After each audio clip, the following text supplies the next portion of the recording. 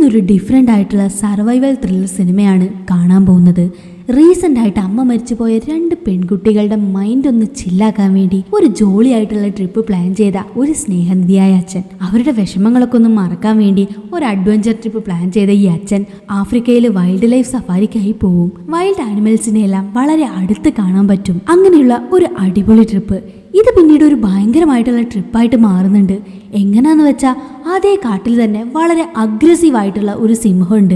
അതിന്റെ മുന്നിൽ കുടുങ്ങി തന്റെ മക്കളെ രക്ഷിക്കാൻ വേണ്ടി ഒരു അച്ഛൻ എന്തൊക്കെ റിസ്കുകളാണ് എടുക്കുന്നത് എന്ന് നമ്മളെ മുൾമുനയിൽ നിർത്തി നമ്മുടെ നെഞ്ചിടിപ്പ് കൂട്ടുന്ന ഒരു സിനിമയാണ് 2022 പുറത്തിറങ്ങിയ ബീസ്റ്റ്. ഇങ്ങനെയുള്ള ഈ കഥയൊന്ന് നമുക്ക് കേട്ടു നോക്കാം. So once again it's me, welcome back to movie Mantra Malayalam.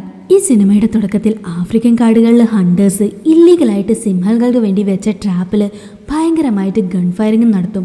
അതിൽ ഒരു സിംഹത്തിന്റെ കുടുംബം മൊത്തം, അതായത് ഒരുപാട് സിംഹങ്ങൾ മരിച്ചുപോയിരുന്നു. ഇവരെ പോച്ചസ് എന്നാണ് പറയപ്പെടുന്നത്.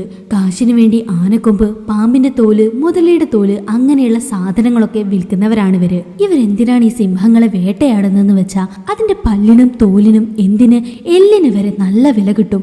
അതുകൊണ്ടാണ് ഇത്രയും സിംഹങ്ങളെ വേട്ടയാടി കൊന്നിരിക്കുന്നത്. അങ്ങനെ എല്ലാത്തിനെയും വണ്ടിയിൽ കയറ്റിക്കൊണ്ടിരിക്കുമ്പോൾ വണ്ടി ഫുള്ളായി. അപ്പോൾ ഒരു സിംഹം മാത്രം അവരുടെ അടുത്തുനിന്ന് മിസ്സായിട്ടുണ്ട്. അതായത് ആ സിംഹ കുടുംബത്തിലെ തലവൻ.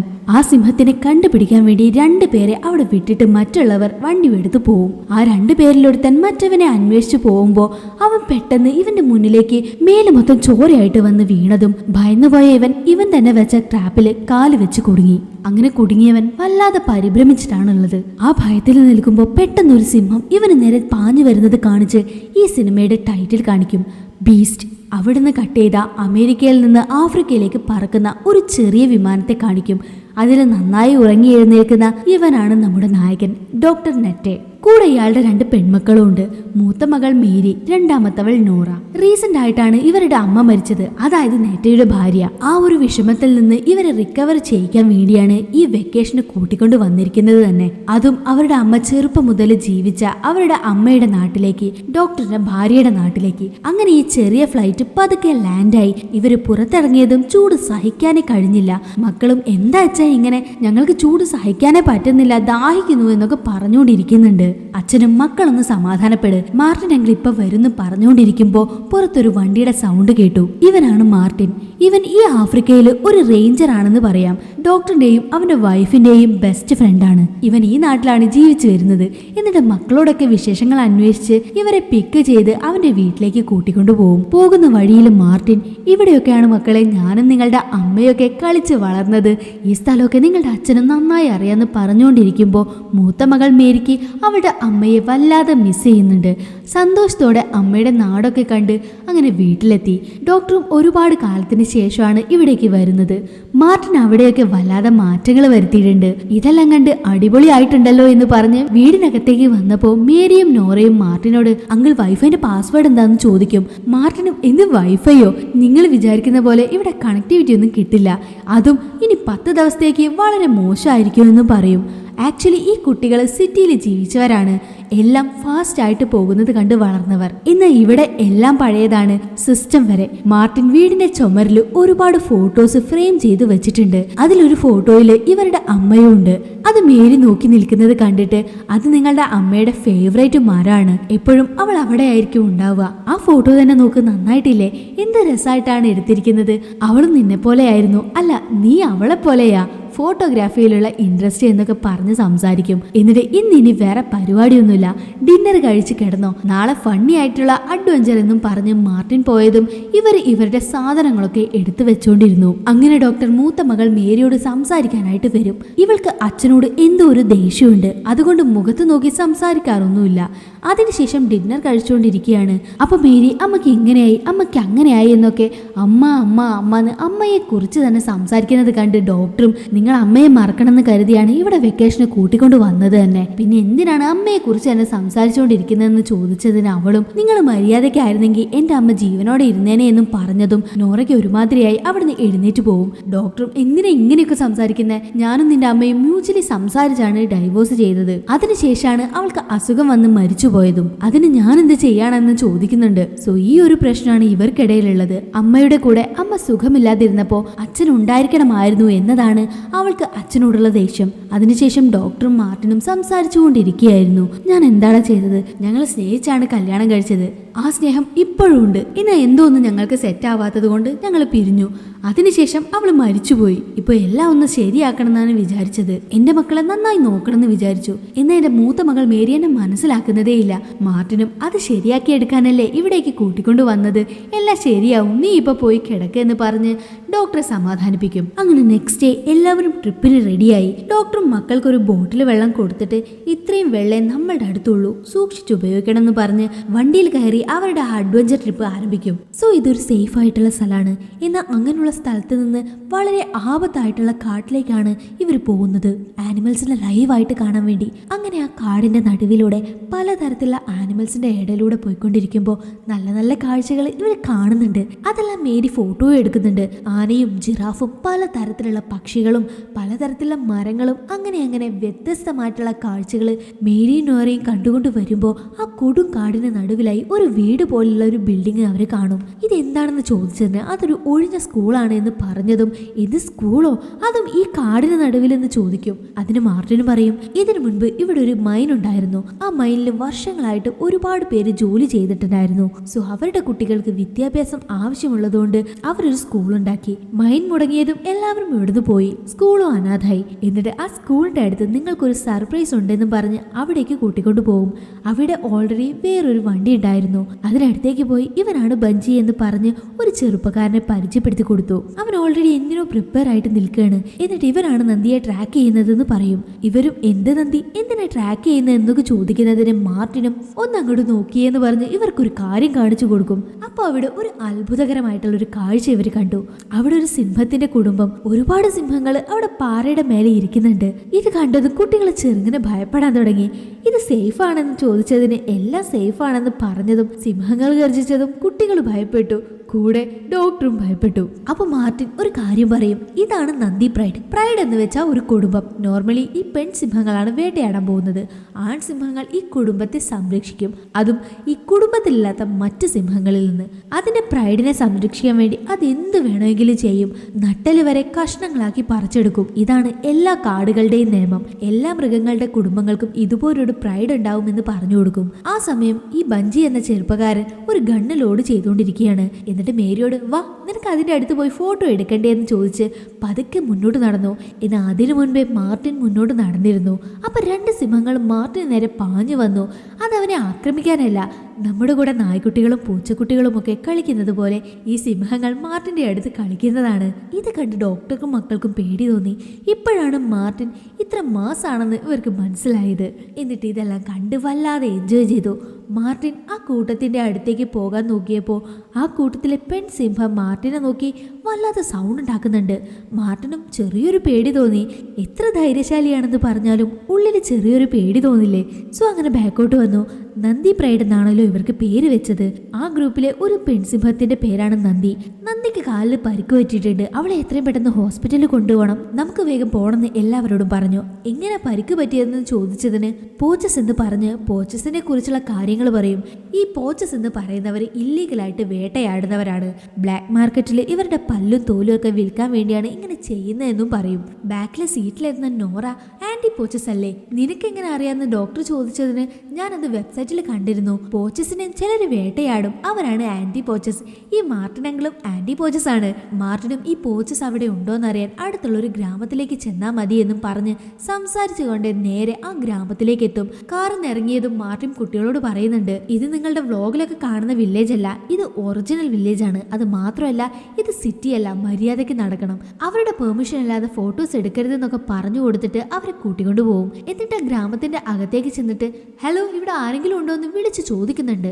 ഇത് കാണുമ്പോഴേ വലിയൊരു വില്ലേജ് ആണതെന്ന് നമുക്ക് മനസ്സിലാവും. മാർട്ടിനും ഡോക്ടറും വിളിച്ച് ചോദിച്ചുകൊണ്ടിരിക്കുമ്പോൾ മേരിയും നോറയും അവിടെയുള്ള മൃഗങ്ങളുടെ ഫോട്ടോ എടുക്കും. അപ്പോൾ ഡോക്ടറും ഇവിടെ ഒന്നും തനിച്ചു നിൽക്കരുത് വാ എന്നും പറഞ്ഞ് അവരെ കൂട്ടിക്കൊണ്ടു പോകും. മാർട്ടിനെ നോക്കി അവന്റെ അടുത്തേക്ക് പോകുമ്പോൾ ഒരു വീടിനകത്തുനിന്ന് മാർട്ടിൻ, വരണ്ട, ഇങ്ങോട്ട് വരണ്ട, നീ കുട്ടികളുടെ കൂടെ നിൽക്ക്, കുട്ടികളെ ഇവിടുന്ന് പുറത്തേക്ക് കൂട്ടിക്കൊണ്ടു പോ എന്നൊക്കെ വല്ലാതെ സൗണ്ട് ഉണ്ടാക്കും. ഡോക്ടറും പേടിച്ചിട്ട് മക്കളെ നിങ്ങൾ ഇവിടെ നിൽക്കെന്ന് പറഞ്ഞ് ആ വീടിനുള്ളിലേക്ക് പോയി നോക്കിയതും കണ്ണ് തള്ളിപ്പോവും. എന്താന്ന് വെച്ചാൽ അവിടെ ഉണ്ടായിരുന്ന ആ ഗ്രാമത്തിലുണ്ടായിരുന്ന എല്ലാവരും ക്രൂരമായ രീതിയിൽ മരിച്ചു പോയിരിക്കുന്നു, വേട്ടയാടപ്പെട്ടിരിക്കുന്നു. എന്നാൽ ആരെയും തിന്നിട്ടില്ല. സോ ഇനി ഇവിടെ നിൽക്കണ്ട, നമുക്ക് വേഗം പോണെന്ന് പറഞ്ഞ് വേഗം കുട്ടികളുടെ അടുത്തേക്ക് വന്ന് നോക്കുമ്പോൾ അവിടെ മേരി മാത്രമേ ഉള്ളൂ. നോറയെ കാണുന്നില്ല. നോറ എവിടെയെന്ന് മേരിയോട് ചോദിക്കുമ്പോൾ അവൾ ഇവിടെ ഉണ്ടായിരുന്നു, ആടിനെ കാണുന്നു പറഞ്ഞ് പോയിന്ന് പറഞ്ഞതും ഡോക്ടർ നോറ നോറ എന്ന് വിളിച്ച് അവിടെ ഇവിടെയായിട്ട് അവളെ തിരയുന്നുണ്ട്. എന്നാൽ അവിടെയൊന്നും അവളെ കണ്ടില്ല. എന്നാൽ പെട്ടെന്ന് നോറ അലറുന്ന ഒരു സൗണ്ട് കേട്ടു. ഓടിച്ചെന്ന് നോക്കിയപ്പോൾ അവിടെ ഒരു ഭയങ്കരമായിട്ടുള്ള കാഴ്ച കണ്ടു. അത് കണ്ടാണ് അവൾ അലറിയത്. എന്നിട്ട് അവളെ സമാധാനിപ്പിച്ച് വണ്ടിയിൽ കയറ്റി അവിടുന്ന് സ്പീഡിൽ വണ്ടി എടുത്ത് പോവും. ഇവര് വല്ലാത്ത വെപ്രാളത്തിലാണ്. ഇതെങ്ങനെ സംഭവിച്ചത്? ഇത് ചിലപ്പോൾ മൃഗങ്ങളെ വേട്ടയാടിയതായിരിക്കും. എന്നാൽ ആരെയും കഴിച്ചിട്ടില്ല. ഒരാളെ പോലും വെറുതെ വിടാതെ അറ്റാക്ക് ചെയ്തിട്ടുണ്ട്. ഇവിടെ ഒരുപാട് മലകൾ ഉള്ളത് കൊണ്ട് വാക്കി ടോക്കിയിലെ സിഗ്നൽ പോകുന്നില്ല. ഇവിടുന്ന് 15 കിലോമീറ്റർ പോയ ഒരു ചെക്ക് പോസ്റ്റ് ഉണ്ട്. അവിടെ എത്തിയ അവരോട് ഈ കാര്യം പറഞ്ഞ് ഹെൽപ്പ് ചോദിക്കാം എന്നൊക്കെ പറയുന്നുണ്ട്. കുട്ടികളാണെങ്കിൽ വല്ലാതെ പേടിച്ചിട്ട് നമുക്ക് വീട്ടിലേക്ക് പോവാന്ന് പറയുന്നുണ്ട്. അതിന് മാർട്ടിനും ഇല്ല, ആ ഗ്രാമത്തിൽ 15 കുടുംബങ്ങളുണ്ട്, അവർക്ക് ഇനി എന്തെങ്കിലും സംഭവിക്കുന്നതിന് മുൻപ് ഈ കാര്യം ചെക്ക് പോസ്റ്റിൽ പറയണമെന്ന് പറഞ്ഞ് സ്പീഡിൽ വണ്ടി ഓടിച്ചുകൊണ്ടിരിക്കുകയാണ്. ആ സമയം ഇവരുടെ വണ്ടിയുടെ മുന്നിലേക്കായി ശരീരത്തിൽ പരിക്കുകളൊക്കെ ആയിട്ട് ഒരാൾ വരും. ഇവരും കുട്ടികളോട് വണ്ടിയിൽ നിന്ന് പുറത്തിറങ്ങരുതെന്ന് പറഞ്ഞിട്ട് അയാളുടെ അടുത്തേക്ക് വരും. അയാളും ആ ഗ്രാമത്തിലുള്ള ആളാണ്. വല്ലാതെ പരിക്കുകളും പറ്റിയിട്ടുണ്ട്. എത്ര സിംഹങ്ങളുണ്ടെന്ന് ചോദിച്ചതിന് അയാളും പ്രേതം, ഡെവിൾ എന്നൊക്കെയാണ് പറയുന്നത്. മാർട്ടിനും നീ ഇപ്പോൾ ഒരു ഡോക്ടറായിട്ട് ചിന്തിച്ച് അയാൾക്ക് ഫസ്റ്റ് എയ്ഡ് കൊടുക്ക്, ഞാൻ പോയി എന്താന്ന് നോക്കിയിട്ട് വരാമെന്നും പറഞ്ഞ് കയ്യിൽ ഗണ്ണും എടുത്ത് ആ കാടിനകത്തേക്ക് പോവും. മേരി ആണെങ്കിൽ വണ്ടിയിൽ നിന്ന് ഇറങ്ങാൻ നോക്കുമ്പോൾ ഡോക്ടർ വന്ന് പുറത്തേക്ക് ഇറങ്ങരുത്, ഇതിൽ വാക്കി ടോക്കി വെച്ച് ആരോടെങ്കിലും ഹെൽപ്പ് ചോദിക്കാൻ പറ്റുമോ എന്ന് നോക്ക് എന്ന് പറഞ്ഞിട്ട് ഗ്ലൗസ് എടുത്തിട്ട് ആ ആൾക്ക് ഫസ്റ്റ് എയ്ഡ് ചെയ്യും. അതിനുശേഷം മാർട്ടിനെ കാണിക്കും. മാർട്ടിൻ കാടിനകത്തുകൂടെ പോയിക്കൊണ്ടിരിക്കുകയാണ്. എന്തോ ഒരു വലിയ ആപത്ത് നടന്നിട്ടുണ്ടെന്ന് മാത്രം ഇവനറിയാം. അങ്ങനെ കാടിനുള്ളിലേക്ക് പോയി നോക്കുമ്പോൾ ഒരു ടവർ കണ്ടു. അതിനടുത്തായി ഒരു കുളവുണ്ട്. അവിടെയുള്ള മരങ്ങളെല്ലാം കുറച്ച് ഡൗൺ ആയിട്ടാണുള്ളത്. മാർട്ടിൻ പതുക്കെ ആ കുളത്തിലേക്ക് ഇറങ്ങി. അങ്ങനെ ഇറങ്ങിക്കൊണ്ടിരിക്കുമ്പോൾ അവന്റെ ബാക്കിൽ നിന്ന് പെട്ടെന്നൊരു സൗണ്ട്. ഭയന്നുപോയ മാർട്ടിനും ഗണ്ണെടുത്ത് ഫയർ ചെയ്തു. ആ ഗൺ സൗണ്ട് ഡോക്ടറും കേട്ടു. ഡോക്ടർ ഫസ്റ്റ് എയ്ഡ് കൊടുത്തോണ്ടിരിക്കുന്ന ആ ഗ്രാമവാസി മരിച്ചുപോയി. എന്നിട്ട് മക്കളോട് വണ്ടിയിൽ നിന്ന് ഇറങ്ങരുത്, ഞാൻ ഇപ്പൊ വരാമെന്നും പറഞ്ഞ് മാർട്ടിൻ നീ എവിടാ, എന്ത് പറ്റിയെന്ന് ചോദിച്ചുകൊണ്ട് മാർട്ടിനെ അന്വേഷിച്ച് നടന്നു വരികയാണ്. മാർട്ടിന്റെ സൗണ്ട് ലൈറ്റായിട്ട് കേൾക്കുന്നുണ്ട്. എന്നിട്ട് പതിയെ കാടിനകത്തേക്ക് പോകുന്ന സമയത്ത് ഈ മേരി കാറിൽ നിന്ന് ഇറങ്ങി എനിക്ക് അച്ഛനെ കാണണം, എനിക്ക് അങ്കിളിനെ രക്ഷിക്കണം, അവരെ സഹായിക്കണം എന്ന് പറഞ്ഞിട്ട് കാറിന്റെ ഡോർ ഓപ്പൺ ചെയ്തതും ഇത് ഡോക്ടർ കണ്ട് പേടിച്ച് ഓടി വരുമ്പോൾ ഒരു വലിയ സിംഹം വളരെ അഗ്രസീവായിട്ട് അയാളുടെ പിന്നാലെ ഓടി വരും. വണ്ടിയിൽ കയറെന്ന് പറഞ്ഞു ഓടി വന്ന് വണ്ടിയിൽ കയറി ഡോർ അടച്ചതും ആ സിംഹം വന്ന് കാറിന്റെ ഡോറിനിടിച്ചു. ഗ്ലാസ്സിൽ ചെറുതായി ക്രാക്കുകൾ വീണു. ആ സിംഹത്തിന് ഭ്രാന്ത് പിടിച്ചതുപോലെ എന്തൊക്കെയോ ചെയ്തുകൊണ്ടിരിക്കുന്നുണ്ട്. എന്നിട്ട് നേരെ ഓപ്പോസിറ്റ് സൈഡിൽ വരും. ഒരു സൈഡിലെ എല്ലാ വിൻഡോസും ക്ലോസ്ഡ് ആണ്, മറ്റേ സൈഡിലെ വിൻഡോസ് പാതി തുറന്നായിരുന്നു ഉണ്ടായിരുന്നത്. അതിനുള്ളിൽ കൂടി ഡോക്ടറിനെ കാല് പിടിച്ച് വലിക്കാൻ നോക്കും. ഒരു ഘട്ടത്തിൽ ഡോക്ടറിനെ പുറത്തേക്ക് വലിക്കുമെന്ന് വന്നപ്പോൾ വണ്ടി എടുക്കെന്ന് പറയുന്നുണ്ട്. അപ്പൊ മേരിയും ആക്സിലേറ്ററിൽ ഒരൊറ്റ ചവിട്ടും. സിംഹം താഴെ വീണു. വണ്ടി എങ്ങനെയൊക്കെയോ പോയി ഒരു മരത്തിൽ തട്ടി നിന്നു. അതിന് താഴെയായിട്ട് വലിയൊരു കുഴിയാണുള്ളത്. പരിഭ്രാന്തനായി നിൽക്കുന്ന ഡോക്ടറും മക്കളെ സമാധാനിപ്പിക്കും. എന്നാൽ മേരി വല്ലാത്ത പരിഭ്രാന്തിയിലാണ്. എന്നിട്ട് നെഗറ്റീവായിട്ട് സംസാരിക്കും. എന്നാലും ഡോക്ടർ മക്കളെ കാമാക്കാൻ നോക്കുന്നുണ്ട്. അപ്പൊ വാക്കി ടോക്കിൽ ഒരു സൗണ്ട് കേൾക്കും. ഡോക്ടറും മാർട്ടിൻ നീ എവിടാ, എന്തു പറ്റി? മാർട്ടിനും അതെല്ലാം വീട്, കുട്ടികൾ സേഫ് അല്ലേ, ആ ഗ്രാമത്തിലുള്ളവൻ സേഫ് ആണോ എന്ന് ചോദിക്കും. ഡോക്ടറും ഇല്ല, അയാൾ മരിച്ചുപോയി. മാർട്ടിനും ആരെങ്കിലും വരുന്നത് വരെ കാറിൽ തന്നെ ഇരിക്കണം, പുറത്തിറങ്ങരുത് എന്നൊക്കെ പറഞ്ഞുകൊണ്ടിരിക്കുന്നുണ്ട്. ഡോക്ടറും ആദ്യം നിനക്കെന്താ പറ്റിയെന്ന് പറയുമെന്ന് പറഞ്ഞതും നേരെ മാർട്ടിനെ കാണിക്കും. മാർട്ടിൻ ആ കുളത്തിന്റെ സൈഡിലുള്ള മരത്തിൽ ഇരിക്കുകയാണ്. എന്നിട്ട് മാർട്ടിൻ അവന്റെ സിറ്റുവേഷൻ എക്സ്പ്ലെയിൻ ചെയ്യും. അവന്റെ കാലില് വല്ലാത്ത പരിക്കുകൾ പറ്റിയിട്ടുണ്ട്. അവന്റെ കാലിന്റെ എല്ല് അവന് തന്നെ കാണാൻ കഴിയുന്നുണ്ട്. അത്രയ്ക്കും ആഴത്തിലുള്ള മുറിവാണ്. സോ ഇനി കുറച്ച് സമയത്തിനുള്ളിൽ ഞാൻ മരിച്ചു പോകുന്നു പറയും. ഡോക്ടറും അങ്ങനെയൊന്നും പറയല്ലേ, നിന്റെ ബെൽറ്റ് എടുത്ത് ആ മുറിയുടെ മേലെ ടൈറ്റായിട്ട് കെട്ട്, ബ്ലഡ് വരുന്നത് നിർത്തി എന്നുപോലെ പറഞ്ഞുകൊണ്ടിരിക്കുമ്പോൾ മാർട്ടിനും ഓൾറെഡി ഞാൻ അതൊക്കെ ചെയ്തു, എനിക്ക് തല ചുറ്റുന്നുണ്ട്, ഞാനിപ്പം മയങ്ങി വീഴും എന്ന് പറഞ്ഞതും കുട്ടികൾ വല്ലാതെ ഭയപ്പെട്ടു. എന്നിട്ട് ഡോക്ടർ വീണ്ടും ദേ നോക്ക്, ടെൻഷൻ ആവണ്ട, എപ്പോഴും നമുക്കൊരു സെക്കൻഡ് ചാൻസ് ഉണ്ടാവും. നിന്റെ കയ്യിൽ കത്തിയും ലൈറ്ററും ഇല്ലേ, ആദ്യം ബ്ലഡ് വരുന്നത് നിർത്തണം, കത്തി ലൈറ്ററിൽ വെച്ച് നന്നായി ചൂടാക്കി ബ്ലഡ് വരുന്നിടത്ത് വെക്കെന്ന് പറഞ്ഞതും മാർട്ടിനും അതുപോലെ ചെയ്യും. അവനും നന്നായി വേദനിച്ചു. വേദന കൊണ്ട് അവൻ അലറുന്നത് ഇവർക്കും കേൾക്കാൻ കഴിയുന്നുണ്ട്. നീ കരയുന്നത് എനിക്ക് കേൾക്കാം. ഇവിടെ അടുത്തെവിടെയാണ് നീ ഉള്ളത്? നിന്നെ രക്ഷിക്കാൻ ഞാൻ വരാന്ന് പറയുമ്പോ മാർട്ടിനും വേണ്ട, പറയുന്നത് കേക്ക്, കാരണം അതിപ്പോ എന്നെ നോക്കിക്കൊണ്ടിരിക്കുന്നുണ്ടെന്ന് പറഞ്ഞതും ആ സിംഹം മാർട്ടിനെ തന്നെ നോക്കിയിരിക്കുന്നത് നമുക്ക് കാണാം. അപ്പൊ മേരി ബുദ്ധിപരമായിട്ട് അച്ഛാ ഈ വണ്ടിയിൽ ചിലപ്പോ മയക്കുവെടി ഉണ്ടാവുമെന്ന് പറഞ്ഞതും അവർ ആ വണ്ടി മൊത്തം തെരഞ്ഞു. അതവിടെ ബാക്കിലായി ലോക്ക് ചെയ്ത് വെച്ചിട്ടുണ്ടായിരുന്നു. അത് ഓപ്പൺ ചെയ്തു. പീസ് ആയിട്ടാണ് വെച്ചിരിക്കുന്നത്. ഗണ്ണും മയക്കുമരുന്നും ലോഡ് ചെയ്തുകൊണ്ടിരിക്കുമ്പോൾ മാർട്ടിൻ വീണ്ടും ലൈനിൽ വരും. ഡോക്ടറും ഞങ്ങൾക്ക് കുഴപ്പമൊന്നുമില്ല, മയക്കുവെടി കിട്ടി, ഞങ്ങൾ എങ്ങനെയെങ്കിലും അതിന് ഷൂട്ട് ചെയ്തിട്ട് അങ്ങോട്ടേക്ക് വരാമെന്ന് പറഞ്ഞതും മാർട്ടിനും വേണ്ട, നിനക്ക് കാര്യം പറഞ്ഞാൽ മനസ്സിലാവില്ലേ, നിങ്ങളുടെ അടുത്ത് 3 or 4 മയക്കുമരുന്ന് മാത്രമേ ഉണ്ടാവുള്ളൂ. അതിൽ ഒരു ഷോട്ട് മാത്രമേ നിനക്ക് അടിക്കാൻ കഴിയുള്ളൂ. അതിനുശേഷം അത് ഓടിപ്പോവും. ആ ഒരു ഷോട്ട് ഇത്രയും വലിയ സിംഹത്തിന് പറ്റില്ല. കൂടിപ്പോയ 1 or 2 മണിക്കൂർ നിൽക്കും. നമുക്ക് രക്ഷപ്പെടാൻ പറ്റില്ല എന്ന പോലെ പറയും. അങ്ങനെ നേരെ മാർട്ടിൻ പറയുന്നതല്ല നോറ അച്ഛനോടും പറയും. ഡോക്ടറും ഗണ്ണെടുത്ത് വണ്ടിയുടെ മേലേക്ക് കയറി ഗണ്ണിന്റെ മേലുണ്ടായിരുന്ന മൈക്രോസ്കോപ്പ് വെച്ച് എല്ലാ സൈഡിലേക്ക് നോക്കുന്നുണ്ട്. വല്ലാത്ത പേടിയുണ്ട്. അപ്പൊ മേരിയും അറ്റ്ലീസ്റ്റ് മാർട്ടിനങ്ങൾ എവിടെയാണുള്ളതെന്ന് ചോദിക്ക്, ലാൻഡ് മാർക്ക് പറയാൻ പറ എന്ന് പറഞ്ഞതും മാർട്ടിൻ എന്റെ അടുത്തായി ഒരു ടവർ ഉണ്ട് എന്ന് പറഞ്ഞതും അത് ഡോക്ടർ കണ്ടില്ല, മേരി കണ്ടു. എന്നിട്ട് എനിക്ക് അങ്കിളിനെ രക്ഷിക്കണം എന്ന് പറഞ്ഞ് കാറിന്ന് പുറത്തേക്ക് ഇറങ്ങിയതും ഡോക്ടർ വേണ്ടാന്ന് പറയുന്നുണ്ട്. അപ്പോഴാണ് ആ സിംഹം ഇവർക്ക് നേരെ ഓടി വന്നത്. പരിഭ്രാന്തനായ ഡോക്ടർ മകളെ രക്ഷിക്കണം എന്ന തോട്ടില് മയക്കുവെടി വെക്കുന്ന സമയത്ത് ഒന്നുപോലും ആ സിംഹത്തിന്റെ മേലെ കൊണ്ടില്ല. എന്നാൽ ആ സിംഹം ഡോക്ടറിന്റെ മേലെ ചാടി വീണ് ഒരടി അടിക്കുന്നുണ്ട്. ഡോക്ടറും ബാലൻസ് കിട്ടാതെ തെറിച്ച് വീഴും. ഇത് കണ്ടതും ഭാഗ്യത്തിന് മേരി അവിടെയുള്ള ഒരു പാറയ്ക്ക് പിന്നിലായി പോയി ഒളിച്ചു. സിംഹം ഡോക്ടറിനെ പിടിക്കാനായി വന്നതും ഡോക്ടർ വേഗം വണ്ടിയുടെ അടിയിലേക്ക് കയറിയിരുന്നു. എന്നാലും സിംഹം ഡോക്ടറിനെ ആക്രമിക്കാനായി ഓരോന്ന് ചെയ്യുന്നുണ്ട്. ഇത് സംഭവം CG ആണെങ്കിലും ഈ സീന് കാണുന്ന സമയത്ത് നമ്മുടെ നെഞ്ചിടിപ്പ് വല്ലാതെ കൂടും. കടിച്ചു കീറാൻ വരുന്ന സിംഹത്തെ ഡോക്ടർ കാല് വെച്ച് ചവിട്ടി മാറ്റുന്നുണ്ട്. കാറിലാണെങ്കിൽ നോറ തണിച്ചാണ്. അവളുടെ കരച്ചിലും കേൾക്കുന്നുണ്ട്. കാറിന്റെ ഒരു വിൻഡോയുടെ ഗ്ലാസ് പൊട്ടിയിട്ടുണ്ട്. സിംഹമാണെങ്കിൽ കാറിന്റെ മുകളിലേക്ക് കയറി. അങ്ങനെ സിംഹം അവിടുന്ന് കുറച്ച് ദൂരേക്ക് മാറിയതും ഡോക്ടർ കുറച്ച് അപ്പുറത്ത് വീണ് കിടക്കുന്ന ഗണ്ണ് എടുക്കാനായി കാറിന് അടിയിൽ നിന്ന് പുറത്തേക്ക് വന്നതും എവിടെന്നാന്നറിയില്ല ആ സിംഹം വീണ്ടും ഇയാളുടെ നേരെ ഓടി വന്നു. ഭാഗ്യത്തിന് അപ്പോഴേക്കും ഡോക്ടർ തോക്കെടുത്ത് ആ കാറിനടിയിലേക്ക് എന്നെ തിരിച്ചു കയറി. ഇപ്പൊ മേരിയെ നോക്കുകയാണെങ്കിൽ അവൾ ധൈര്യത്തോടെ മാർട്ടിന്റെ അടുത്തേക്ക് വന്നു. മാർട്ടിനും എന്തിനാ ഇങ്ങോട്ടേക്ക് വന്നതെന്ന് ചോദിക്കുന്നുണ്ട്. അതിന് മേരിയും ഞാൻ അങ്കിളിനെ രക്ഷിക്കാൻ വേണ്ടിയാണ് വന്നതെന്ന് പറയും.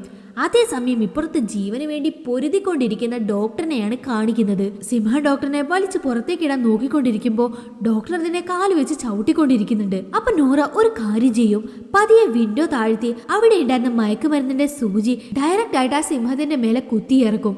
സിംഹത്തിന് ലൈറ്റ് ആയിട്ട് മരുന്ന് ശരീരത്തിലേക്ക് കയറിയതും അവിടുന്ന് ഓടിപ്പോയി. അങ്ങനെ ഡോക്ടർ പതുക്കെ പുറത്തേക്ക് വന്ന് വാക്കി ടോക്കിയിൽ സംസാരിക്കാൻ നോക്കിയതും ഓപ്പോസിറ്റില് അച്ഛാ എന്താ പറ്റിയതെന്ന് മേരിയുടെ സൗണ്ട് കേൾക്കും. അങ്ങനെ മേരി മാർട്ടിന് സേഫ് ആയിട്ട് ഡോക്ടറിന്റെ അടുത്തേക്ക് കൂട്ടിക്കൊണ്ട് വന്ന് കാറിൽ കിടത്തി. ഡോക്ടറും മാർട്ടിന് ഫസ്റ്റ് എയ്ഡ് ചെയ്യും. ഇതെല്ലാം മേരിയുടെയും നോറയുടെയും സഹായത്തോടു കൂടിയാണ് ഡോക്ടർ ചെയ്യുന്നത്. ഡോക്ടർ മക്കൾ പരിഭ്രാന്തരാവാതെ നോക്കുന്നുണ്ട്. എന്നാൽ അവരുടെ ഹെൽപ്പിലുമാണ് ചെയ്തുകൊണ്ടിരിക്കുന്നത്. അങ്ങനെ ഫസ്റ്റ് എയ്ഡ് ചെയ്തുകൊണ്ടിരിക്കുമ്പോൾ അച്ഛാ ആ സിംഹത്തിന് മയക്കുമരുന്ന് കുത്തിവെച്ചതല്ലേ, വാ നമുക്ക് ഇവിടുന്ന് എങ്ങനെയെങ്കിലും രക്ഷപ്പെടാന്ന് പറയുന്നതിന് ഇല്ല മോളെ, ആ മയക്കുമരുന്ന് കുറച്ച് സമയത്തേക്ക് മാത്രമേ വർക്കാവുള്ളൂ. ആ സമയം കൊണ്ട് ഇത്രയും വലിയൊരു ഡിസ്റ്റൻസ് നമുക്ക് കവർ ചെയ്യാൻ പറ്റില്ല, നമ്മൾ അതിനെടുത്ത് കൊടുങ്ങും. അതുകൊണ്ട് കുറച്ചു നേരം വെയിറ്റ് ചെയ്യാന്നും പറഞ്ഞതും മേരി എന്തോ പേടിച്ചതുപോലെ അലറി. നോക്കുമ്പോൾ ആ മയക്ക് സൂചി റെഡി ആയിരുന്നില്ല. കുറച്ചു സമയം കൊണ്ട് തന്നെ ആ സിംഹം സ്റ്റേബിളായി. ഇത് കണ്ട് എല്ലാവരും ഭയപ്പെട്ടു. ആ സിംഹവും സൂര്യൻ മറയുന്നത് വരെ ഇവരെ തന്നെ നോക്കി നിന്നു. അങ്ങനെ രാത്രിയായി. മാർട്ടിന് പരിക്ക് പറ്റിയത് കൊണ്ട് തന്നെ മയക്കത്തിലാണ്. മേരി ഇപ്പോഴും റേഡിയോയിൽ സിഗ്നൽസ് വേണ്ടി ട്രൈ ചെയ്തുകൊണ്ടിരിക്കുന്നുണ്ട്.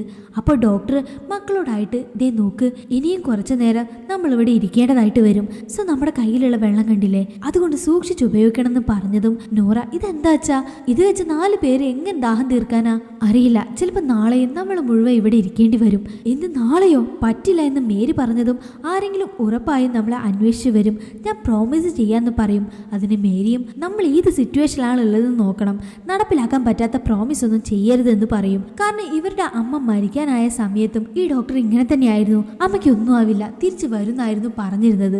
സോ അതിനെക്കുറിച്ച് പറയാൻ തുടങ്ങിയതും നോറയ്ക്ക് ദേഷ്യം വന്നു. എന്നിട്ട് എന്തിനാ ഇപ്പൊ ഇതിനെക്കുറിച്ചൊക്കെ സംസാരിക്കുന്നതെന്ന് പറഞ്ഞ് 2 പേരും തമ്മിൽ ചെറിയൊരു വാക്കേറ്റം നടന്നു. അപ്പോൾ അച്ഛനും ഇവരോട് സോറി പറയും. എന്നിട്ട് കുറച്ച് ഇമോഷണൽ ആയിട്ടുള്ള കാര്യങ്ങളൊക്കെ പറയുന്നുണ്ട്. അങ്ങനെ കുറച്ച് സമയത്തിന് ശേഷം മാർട്ടിൻ കണ്ണു തുറന്നു. കുട്ടികൾ നന്നായി ഉറങ്ങുന്നുണ്ടായിരുന്നു. മാർട്ടിൻ കണ്ണു തുറന്നതും ഡോക്ടറിനോട് ദയവ് ചെയ്ത് ഞാൻ എൻ്റെ വീട്ടിലെ ബെഡിലാണുള്ളതെന്ന് പറയണമെന്ന് പറഞ്ഞതും ഡോക്ടറും അങ്ങനെ പറയണമെന്ന് എനിക്ക് ആഗ്രഹമുണ്ട്, എന്നാൽ ഇപ്പോഴും നമ്മൾ ഈ കാട്ടിലാണുള്ളത്, എവിടെയാ സിംഹം എന്ന് ചോദിച്ചതിന് കഴിഞ്ഞ 3 മണിക്കൂർ അതിനെ കണ്ടിട്ടില്ല എന്ന് പറയും. അപ്പോഴാണ് മാർട്ടിൻ ഒന്ന് എഴുന്നേറ്റിരുന്നത്. എന്നിട്ടൊരു കാര്യം പറയാൻ തുടങ്ങി. എല്ലാവരും പറഞ്ഞു കേട്ടിട്ടുണ്ട് പരിക്ക് പറ്റിയ സിംഹത്തിന്റെ ദേഷ്യം ഭയങ്കരമായിരിക്കുന്നു, എന്നാൽ അത് ഇത്രത്തോളം ഉണ്ടാവുമെന്ന് ഞാൻ പ്രതീക്ഷിച്ചിരുന്നില്ല. അതിന്ന് നേരിൽ കണ്ടു. എല്ലാവരും വേട്ടയാടിയിട്ടുണ്ട്, എന്നാൽ തിന്നിട്ടില്ല. ഇങ്ങനെ ഒരു വണ്ടി ഐഡന്റിഫൈ ചെയ്ത് അറ്റാക്ക് ചെയ്യണമെങ്കിൽ അതിന്റെ ശത്രു ആരാണെന്ന് അതിന് നന്നായിട്ട് മനസ്സിലായിട്ടുണ്ട്. ഈ സിംഹങ്ങൾ അവരുടെ ടെറിട്ടറിയിൽ വേറെ സിംഹങ്ങളെ അലോ ചെയ്യില്ല, കാരണം അതിന്റെ പ്രൈഡ്, കുടുംബം അത്രയ്ക്ക് ഇമ്പോർട്ടന്റ് ആണ്. ഇപ്പൊ ആ പ്രൈഡിനെ ആരോ കൈവച്ചു. ആ പോച്ചസ് ഈ സിംഹത്തിന്റെ കുടുംബത്തെ കൊന്നിരിക്കുന്നു. ഇതിനെ മാത്രം വിട്ടു. അതുകൊണ്ടാണ് അതിപ്പോ ഭ്രാന്തമായി ചുറ്റിക്കൊണ്ടിരിക്കുന്നത്. ഇപ്പൊ നമ്മൾ അങ്ങനെ ഒരു സിംഹത്തിന്റെ ടെറിട്ടറിയിലാണുള്ളത്. ഇനി അത് എന്ത് ചെയ്യാനും മടിക്കില്ല എന്നൊക്കെ പറയുമ്പോൾ ഡോക്ടർ വല്ലാതെ വിഷമിക്കുന്നുണ്ട്. എന്നിട്ട് എനിക്ക് എന്റെ മക്കളെ എങ്ങനെയും രക്ഷിക്കണം, ഇവിടുന്ന് പോയേ പറ്റുള്ളൂ എന്ന് പറയുന്നുണ്ട്. മാർട്ടിനും ദേ നോക്ക്, നീ എത്ര ദൂരം ഓടിയാലും അത് വന്ന് ഈസി ആയിട്ട് നിന്നെ പിടിക്കും. ഇപ്പൊ നീ കാറിലിരിക്കുന്നതാണ് സേഫ്. അതായിരിക്കും നീ നിന്റെ മക്കൾക്ക് വേണ്ടി ചെയ്യേണ്ടത്. ഉറപ്പായും ആരെങ്കിലും നമ്മളെ ഹെൽപ്പ് ചെയ്യാൻ വരുന്നു പറഞ്ഞതും ഡോക്ടർ പതിയെ കിടന്നു. അപ്പൊ ഇയാൾ ഒരു സ്വപ്നം കണ്ടു. ഒരു പ്രത്യേകതയുള്ള സ്ഥലത്ത് ഒരുപാട് ഗോത്രവർഗക്കാരുണ്ട്. അവിടെ ആരെയോ അന്വേഷിച്ചു പോവാണ്. അങ്ങനെ ആ സ്വപ്നത്തിൽ തന്നെ കണ്ണു തുറന്ന് നോക്കിയപ്പോൾ അടുത്ത് മാർട്ടിൻ മാത്രമേ ഉള്ളൂ. അയാളുടെ ശ്വാസം നിലച്ചിരുന്നു. മേരിയെയും നോറയെയും കാണുന്നില്ല. എന്നിട്ട് മേരി, നോറ എന്ന് പറഞ്ഞ് ഉച്ചത്തിൽ വിളിക്കാൻ തുടങ്ങി. വല്ലാതെ പരിഭ്രാന്തനായി. എന്ത് ചെയ്യണമെന്നറിയാതെ ഹെഡ്ലൈറ്റ് ഓൺ ചെയ്തതും അവിടെ പാറയുടെ മേലെ 2 മക്കളും നിൽക്കുന്ന സമയത്ത് ആ സിംഹം പാഞ്ഞു വന്ന് അവരെ പിടിക്കും. ഡോക്ടർ ഇപ്പൊ സ്വപ്നത്തിൽ നിന്ന് ഞെട്ടി എഴുന്നേറ്റു. ഭാഗ്യത്തിന് അത് സ്വപ്നമായിരുന്നു.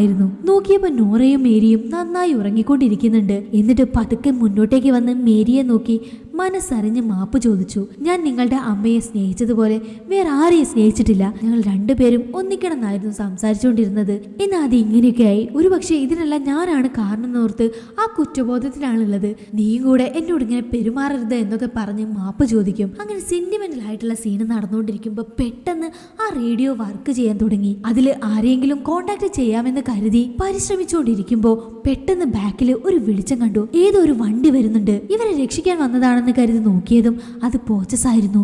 ആ ക്രൂരന്മാരായ വേട്ടക്കാർ. അവർ വെറും മൃഗങ്ങളെ മാത്രമല്ല വേട്ടയാടുന്നത്, വേണ്ടി വന്ന മനുഷ്യരെ വേട്ടയാടും. കുട്ടികളാണെങ്കിൽ കണ്ട് പേടിച്ചിരിക്കുകയാണ്. ഡോക്ടർ പേടിക്കണ്ട, പുറത്തേക്ക് ഇറങ്ങരുത്, ഞാൻ പോയി സംസാരിച്ചിട്ട് വരാമെന്ന് പറഞ്ഞ് കാറിൽ നിന്ന് പുറത്തിറങ്ങും. ഡോക്ടർ കാറിൽ നിന്ന് ഇറങ്ങിയതും ഈ പോച്ചസ് ഗണ്ണുകളുമായി ഇയാളെ വളഞ്ഞു. എന്നിട്ട് നീ ആരാ, എന്തിനാ ഇങ്ങോട്ട് വന്നേ, നീ അമേരിക്കൻ അല്ലേ എന്നൊക്കെ ചോദിച്ചതിന് അതെ ഞാൻ അമേരിക്കനാണ് സർ, പ്ലീസ് ഞങ്ങളെ ഹെൽപ്പ് ചെയ്യണം, രാവിലെ ഇവിടെ കുടുങ്ങിപ്പോയതാണ്, അതൊരു സിംഹത്തിന്റെ അടുത്തെന്ന് പറഞ്ഞതും ഈ പോച്ചസ് ഇവൻ ആ സിംഹത്തിനെ കണ്ടിട്ടുണ്ട്, അത് ഞങ്ങളടുത്തുനിന്ന് രക്ഷപ്പെട്ടതാണ് എന്ന് പറഞ്ഞതും ഇവർ ആ സിംഹത്തിനെ അന്വേഷിച്ചാണ് വീണ്ടും വന്നത്. ഡോക്ടറാണെങ്കിൽ പ്ലീസ് ബ്രദർ ഞങ്ങളെ ഹെൽപ്പ് ചെയ്യണമെന്ന് പറഞ്ഞുകൊണ്ടിരിക്കുന്നുണ്ടെങ്കിലും ആരാടാ നിന്റെ ബ്രദർ എന്ന് പറഞ്ഞ് ഗണ്ണ് കാണിച്ച് ഇവനെ ഭീഷണിപ്പെടുത്തും. ഡോക്ടറും ഞാൻ കാശ് തരാമെന്ന് പറഞ്ഞതും ആ പോച്ചസ് ഗ്രൂപ്പിന്റെ ലീഡർ ഞങ്ങൾക്ക് $5000 വേണമെന്ന് പറഞ്ഞതിന് ഞാൻ $10,000 തരാം, ഞങ്ങളെ ഒന്ന് രക്ഷിച്ചാൽ മതി എന്ന് പറയും. കാശെന്ന് കേട്ടതും ഇവർ ഹെൽപ്പ് ചെയ്യാന്ന് സമ്മതിച്ചു. എന്നിട്ട് വേറെ ആരാ ഉള്ളത്, എന്റെ 2 മക്കളും ഒരു ഫ്രണ്ടും ഉണ്ടെന്ന് പറഞ്ഞുകൊണ്ടിരിക്കുമ്പോൾ ഡോർ ഓപ്പൺ ചെയ്തതും ഇവർക്ക് ദേഷ്യം വന്നു. എന്താന്ന് വെച്ചാ ഈ മാർട്ടിൻ ഒരു ആന്റി പോച്ചസ് ആണ്. ഓൾറെഡി ഈ മാർട്ടിൻ ഈ പോച്ചസ് ഗ്രൂപ്പിലുള്ള 2 പേരെ ഷൂട്ട് ചെയ്ത് കൊന്നിട്ടുണ്ട്. അതിൽ ദേഷ്യം ഉണ്ടായിരുന്ന ഇവര് ഡോക്ടറിനെ അടിച്ചിട്ട് നോറയെയും വണ്ടിന്ന് പുറത്തേക്ക് വലിച്ചിടും. അങ്ങനെ ഇവരുടെ ബഹളം നടന്നുകൊണ്ടിരിക്കുമ്പോൾ പെട്ടെന്ന് ഒരു മുരളുന്ന ശബ്ദം കേട്ടതും വിത്തിൻ സെക്കൻഡിൽ ഒരുത്തനെ ഈ സിംഹം പിടിച്ച് കാട്ടിലേക്ക് കൊണ്ടുപോയി. ഈ പോച്ചസും ഗൺ ഫയറിംഗ് നടത്തി സിംഹത്തിനെ ഫോളോ ചെയ്ത് പോകാൻ തുടങ്ങി. ഇതാണ് പറ്റിയ അവസരമെന്ന് മനസ്സിലാക്കി ഡോക്ടറും അവർ വന്ന വണ്ടിയിലെ കീ ഉണ്ടോ എന്ന് നോക്കും. എന്നാൽ 2 വണ്ടിയിലും കീസ് ഇല്ല. ഡോക്ടർ തിരിച്ചു വന്ന് ഒരു യെല്ലോ ടീഷർട്ട് ഇട്ടവന്റെ പോക്കറ്റിലെ കീ ഇടുന്നത് ഞാൻ കണ്ടതാ, ഞാൻ എങ്ങനെയും പോയി ആ കീ എടുത്തിട്ട് വരാം, സേഫ് ആയിട്ട് ഇരിക്കണം എന്ന് പറയും. മാർട്ടിനും സേഫ് ആയിട്ട് പോയിട്ട് വാന്ന് മാത്രം പറയും. എന്നാൽ മേരി വെറുതെ ഇരിക്കാതെ വേണ്ടച്ചാ വേണ്ട, എന്തെങ്കിലും സംഭവിക്കുന്നൊക്കെ പറഞ്ഞുകൊണ്ടിരിക്കുന്നുണ്ട്. എന്നാലും ഡോക്ടർ ഞാൻ പോയിട്ട് വരാമെന്ന് പറഞ്ഞ് റിസ്ക് എടുത്ത് പുറത്തേക്ക് നടക്കും.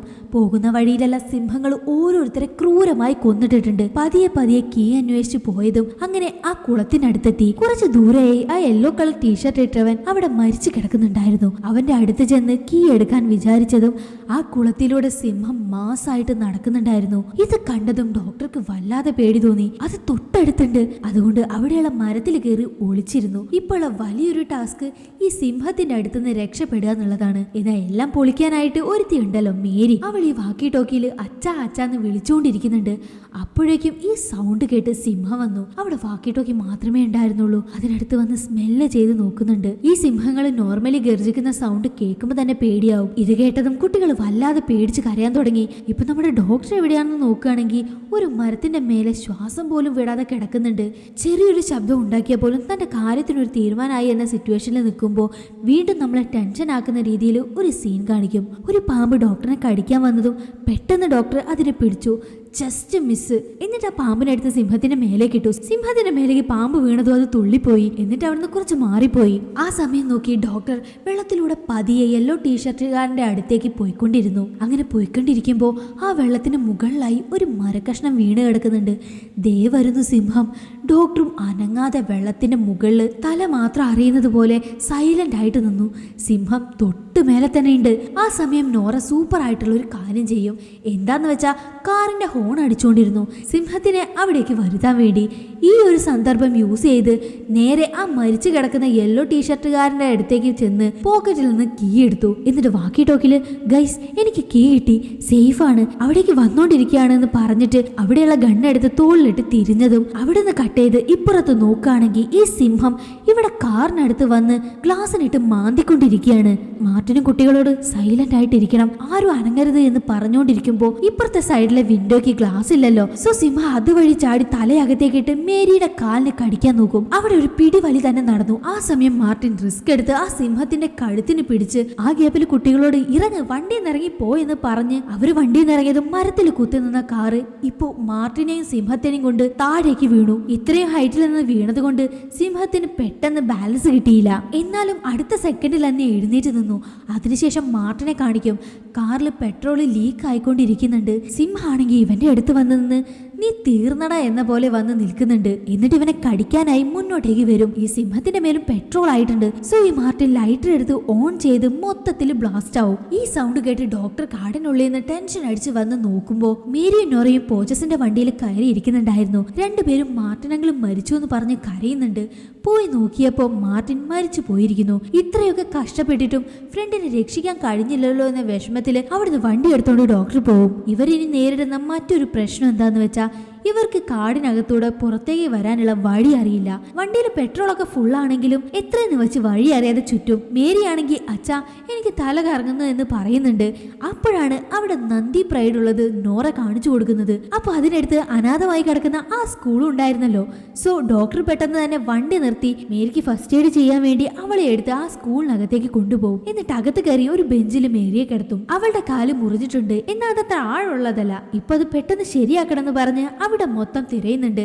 അപ്പൊ ഡോക്ടറിന് അവിടെ ഹാഫ് ബോട്ടിൽ മദ്യം കിട്ടുന്നുണ്ട്. എന്നിട്ട് പെട്ടെന്ന് കൈ ഒന്ന് ക്ലീൻ ചെയ്ത് മേരി ഞാൻ നിന്റെ മുറിവ് ക്ലീൻ ചെയ്യാൻ പോവാണ്, നന്നായി എരിയും, ഒന്ന് സഹിക്കണം, ഇത് ചെയ്തില്ലെങ്കിൽ സെപ്റ്റിക് ആവുമെന്ന് പറഞ്ഞിട്ട് ആ ആൽക്കഹോൾ വെച്ച് വൂണ്ട് ക്ലീൻ ചെയ്ത് കിട്ടും. എന്നിട്ട് രണ്ടുപേരോടായിട്ട് കുറച്ചു നേരം നിങ്ങൾ ഒറ്റയ്ക്കിരിക്കണം, സേഫ് ആയിട്ട് ഇരിക്കണം, ഞാൻ പോയി എന്തെങ്കിലും ഹെൽപ്പ് കുറച്ച് വെള്ളം കിട്ടുമോ എന്ന് നോക്കിയിട്ട് വരാമെന്ന് പറഞ്ഞ് പുറത്തേക്ക് പോകും. എന്നിട്ട് ഓരോ റൂമിലും ഇവർക്ക് ഉപകാരപ്പെടുന്ന എന്തെങ്കിലും ഉണ്ടോ എന്ന് തെരഞ്ഞു നോക്കും.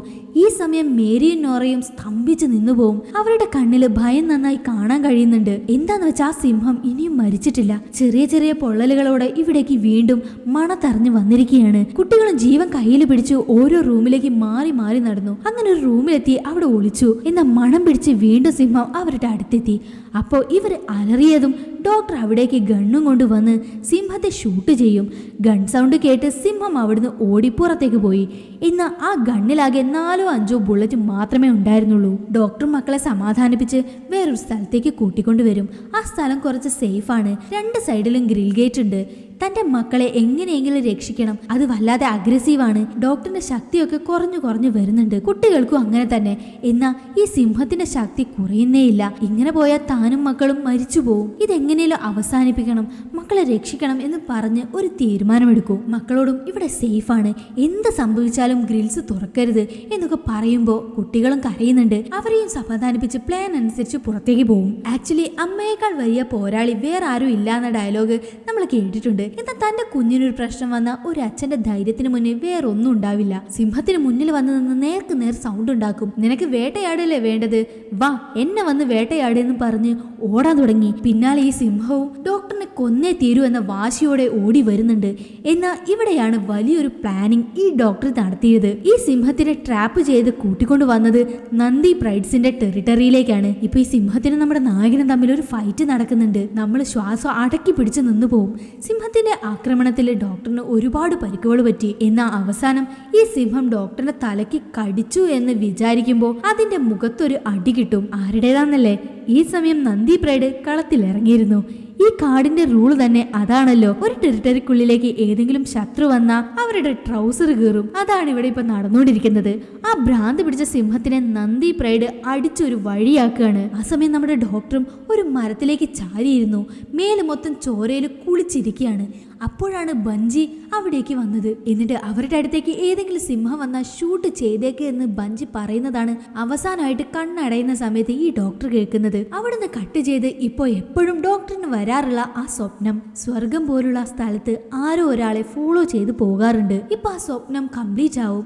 എന്താന്ന് വെച്ചാ ഡോക്ടറിന്റെ ഭാര്യ അവിടെ ഇരിക്കുന്നുണ്ട്.